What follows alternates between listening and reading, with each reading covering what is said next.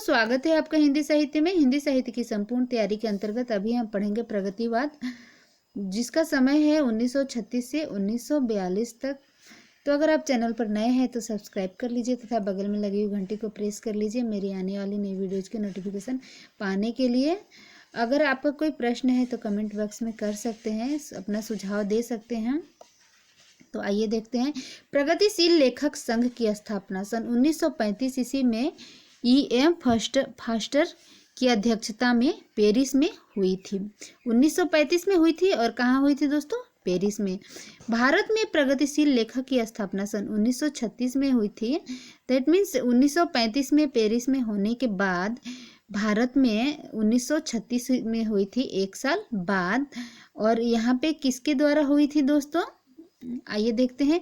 भारत में प्रगतिशील लेखक संघ के प्रथम अधिवेशन की अध्यक्षता किसने की थी? मुंशी प्रेमचंद जी ने। और कहाँ की थी? लखनऊ में। और कब की थी? 1936 में स्थापना हुई थी। नेक्स्ट देखते हैं। हिंदी साहित्य की प्रगतिवाद का आरंभ 1936 ईस्वी में माना जाता है। ये याद रखिएगा दोस्तों। समय प्रगतिवाद के आदि प्रवर्तक कार्ल मार्क्स हैं, इसको याद रखना है। कौन है प्रगतिवाद के आदि प्रवर्तक? कार्ल मार्क्स है। राजनीतिक में जो मार्क्सवाद है, ये पंक्ति भी इंपॉर्टेंट है दोस्तों। राजनीतिक में जो मार्क्सवाद है, साहित्य में वही प्रगतिवाद है। प्रगतिवाद की ओर झुकाव सबसे पहले उन्हीं कवियों का हुआ जो छायावाद के स्तंभ थे, जैसे सुमित्रानंदन पंत इनकी अग्रणी है। सन 1936 में पंत जी ने युगांत द्वारा छायावादी युग के अंत होने की घोषणा कर दी। कौन सी कविता के द्वारा उन्होंने छायावाद का अंत कर दिया दोस्तों? घोषणा कर दिया कि अब छायावाद समाप्त हो गया है।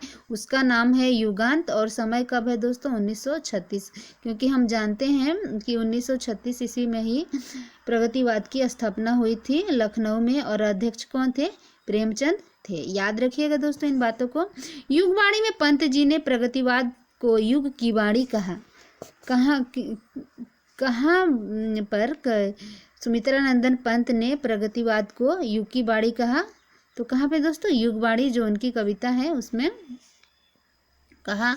इनकी ग्राम्य भी इसी ढंग की रचना है। जो ग्राम्य है वो भी इसी ढंग की रचना है। पंत जी ने अपनी प्रगतिवादी विचारों को और अधिक स्पष्ट करने के लिए रूपाभ नामक पत्रिका का प्रकाशन किया। रूपाभ नामक पत्रिका का प्रकाशन क्यों किया दोस्तों? अपने प्रगतिवादी विचारधारा को और अधिक उजागर करने के लिए सुमित्रानंदन पंत ने युगवाणी पत्रिका का रूपाभ पत्रिका का प्रकाशन किया। निराला जी की रचनाओं में प्रगतिशील स्वर आरंभ से ही विद्यमान था। कुकुरमुत्ता, गर्म पकौड़ी, डिप्टी साहब आ गए, भिक्षुक, बनबेला आदि कविताएं में इनका यह मानवतावादी पक्ष उभर कर आया है। निराला जी की विधवा, तोड़ती पत्थर कविताओं में सर्वहारा वर्ग की दीनहीन दशा का उल्लेख हुआ है। प्रगतिवादी कवियों में केदारनाथ अग्रवाल का नाम विशेष उल्लेखनीय है। आइए दोस्तों ये केदारनाथ अग्रवाल के बारे में और जानते हैं।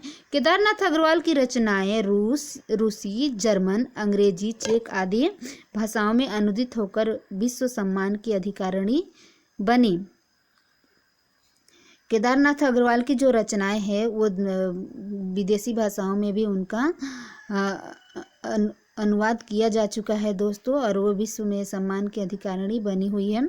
केदारनाथ अग्रवाल को केन नदी के किनारे घंटों एकांत में बैठकर उसकी कल कल ध्वनि को सुनना और उनमें खो जाना बेहद प्रिय था। अतः केदार जी को केन का कवि भी कहा जाता है। याद रखिएगा दोस्तों, केन का कवि कौन है? वो है केदारनाथ अग्रवाल। क्यों उनका केन का कवि कहा गया है दोस्तों? क्योंकि वो केन नदी के किनारे बैठ के उससे जो कलकल की ध्वनि निकलती थी, पानी से जो स्वर निकलता था, उस स्वर में वे खो जाते थे। केदार जी ने युग की गंगा में विषम अर्थव्यवस्था का यथार्थ चित्र खींचा है। जिन समस्याओं को प्रेमचंद ने अपनी कथा साहित्य में अंकित किया है, उन्हीं समस्याओं को केदारनाथ अग्रवाल ने अपनी कविताओं में चित्रित किया है। याद रखिएगा दोस्तों। अमेरिकी साम्राज्यवाद का मुकाबला करने वाले वियतनाम पर केदार जी कविताएं लिखी। कहे केदार खरी खरी में इन्होंने डॉलर के खतरे के प्रति भारतीय राजनेताओं को आगाह किया है। याद रखिएगा दोस्तों। वसंत में प्रसन्न हुई पृथ्वी कविता में केदार जी प्राकृतिक सौंदर्य में सहृदयता से तल्लीन हुए हैं। इसमें उनकी मिट्टी के साथ जुड़ने की तल्लीनता दिखाई देती है, वह अद्वितीय एवं सराहनीय है। हे मेरी तुम और जमुन जल तुम कविता संग्रह के केदार जी ने अपनी पत्नी की याद में लिखी है। अपनी पत्नी की याद में कौन कौन सी कविताएं उन्होंने लिखी है दोस्तों? हे मेरी तुम और जमुन जल तुम। नेक्स्ट है फूल नहीं रंग बोलते हैं के लिए केदार जी को सोवियत लैंड पुरस्कार दिया गया है। प्रगतिवादी कवियों के नाम देखिए दोस्तों और उनका जीवन काल। नागार्जुन 1910, कहीं कहीं 1911 भी दिया हुआ है दोस्तों। तो यहाँ पे देखिए, यहाँ पे 1910 है, तो यहाँ पे 1910 से 1998 तक उनका जीवन काल। केदारनाथ अग्रवाल 1911 से 2000 ईस्वी। त्रिलोचन 1917 से 2007।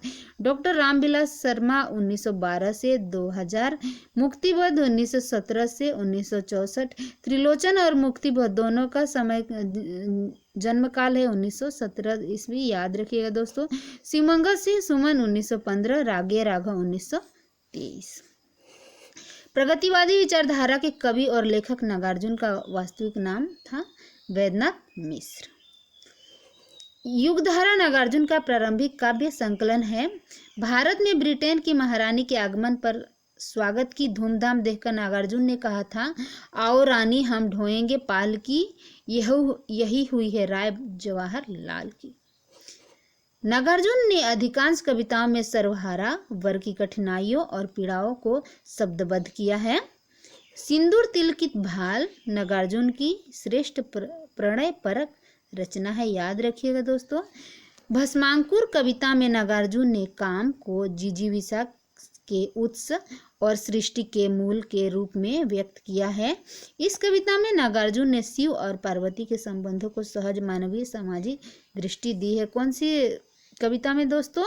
भस्मांकुर में शिव पार्वती के संबंधों को सहज मानवीय सामाजिक दृष्टि से देखा है भस्मांकुर कविता में। भस्मांकुर कविता की पीठिका पर करुण रस को व्यंजित करने वाली रचना है। इसमें वैरवे छंद का प्रयोग हुआ है। भस्मांकुर में कौन सा छंद का प्रयोग हुआ है दोस्तों? वैरवे छंद का प्रयोग हुआ है। व्यंग की जितनी प्रखरता नागार्जुन के काव्य में है उतनी उनके समकालीन किसी कवि की कविताओं में नहीं है। नेक्स्ट देखेंगे दोस्तों हम त्रिलोचन शास्त्री का। त्रिलोचन शास्त्री का वास्तविक नाम था वासुदेव सिंह। त्रिलोचन के काव्य में ग्रामीण और गांवों की समस्याएं हैं। क्या है दोस्तों? उनके काव्य में गांव और गांव से जुड़े हुई समस्याएं उनके काव्यों में है। धर्म ईश्वर के प्रति वे अंध श्रद्धा नहीं रखते। अपने तेवर और विचारों से प्रगतिवादी प्रतीत होते हैं। प्रगतिवादी होते हुए भी वे खेमे से बाहर दिखाई देते हैं। याद रखिएगा दोस्तों इस कथन को। त्रिलोचन सोनेट रचना के लिए विशेष प्रसिद्ध है। त्रिलोचन किस लिए प्रसिद्ध है? सोनेट रचना के लिए। यह एक विशेष प्रकार की कविता है। इनके सोनेट की में मधुरता है। क्या है दोस्तों? इनकी सोनेट में मधुरता है। त्रिलोचन में रोला, कुंडलिया, बैरवे आदि पुराने छंदों का भी प्रयोग किया है। इन्होंने मुक्त छंदों का भी सृजन किया है। रागे राघव की कविताओं में समाजवादी चिंतन और सामाजिक चेतना की शक्ति है। राह की दीपक कविताओं में युगीन यथार्थ के संदर्भ में प्रकृति छवि का भी अंकन किया गया है। अभी नेक्स्ट हम पढ़ेंगे दोस्तों शिवमंगल सिंह सुमन के बारे में। प्रगतिवादी कवियों में शिवमंगल सिंह सुमन ने गीतों की भी रचना की है और लंबी कविताएं भी। एशिया जाग उठा है, जल रहे हैं दीप, जलती है जवानी, प्रलय, सृजन आदि कविताओं में पूंजीपतियों की शोषक नीति की निंदा की है और दीन दुखियों के प्रति संवेदना व्यक्त की है। डॉक्टर रामविलास शर्मा प्रख्यात प्रगतिवादी समीक्षक है। इनकी कविताओं में सादगी, वेग और सहजता का सौंदर्य है। आशा है दोस्तों मेरी वीडियो से आपको लाभ मिलेगा। अगर कोई प्रश्न है प्रगतिवाद से संबंधित तो आप कर सकते हैं। थैंक यू दोस्तों मेरी वीडियो को देखने के लिए।